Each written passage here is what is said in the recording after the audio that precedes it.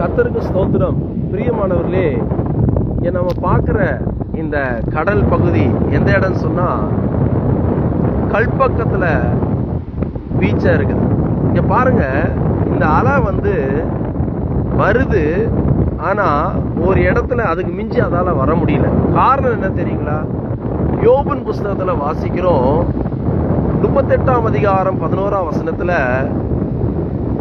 இம்மட்டும் வா, மிஞ்சி வராதே என்று ஆண்டவர் இந்த அலைகளுக்கு கட்டளையிட்டு இருக்கிறார் என்று யோபின் புஸ்தகம் 38ஆம் அதிகாரம் 11ஆம் வசனத்துல நாம் வாசிக்கிறோம்.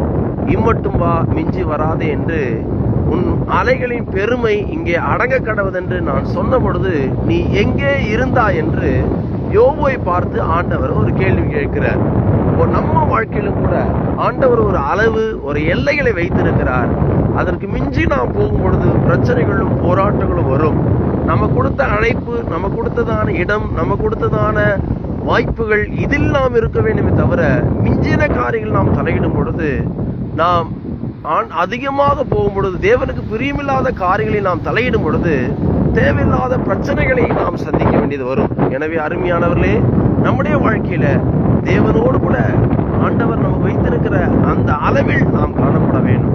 ஒருத்தரும் இப்படி இருக்கிறாங்க, அவங்க அப்படி இருக்கிறாங்க நம்ம யோசிக்க கூடாது. நமக்கு கர்த்தர் எந்த அளவில் வைத்திருக்கிறாரோ, நம்மை அழைத்த அழைப்பு என்ன, நம்முடைய குடும்பத்துல கர்த்தர் நம்ம எந்த நோக்கத்தோடு வைத்திருக்கிறார், எந்த திட்டத்தில் வைத்திருக்கிறார், அதில் நாம் காணப்பட வேண்டுமே தவிர நமக்கு மிஞ்சின காரியங்களில் நாம் தலையிடும் பொழுது தேவையில்லாத பிரச்சனைகள் வரும். எனவே கர்த்தர் வைத்திருக்கிற அந்த எல்லைகள் நாம் அடங்கியிருப்போமாக. நிச்சயமாய் கர்த்தர் நம்மை ஆசீர்வதிப்பார். God bless you. கர்த்தர் இந்த வார்த்தையின் மூலமாய் உங்களை ஆசீர்வதிப்பாராக.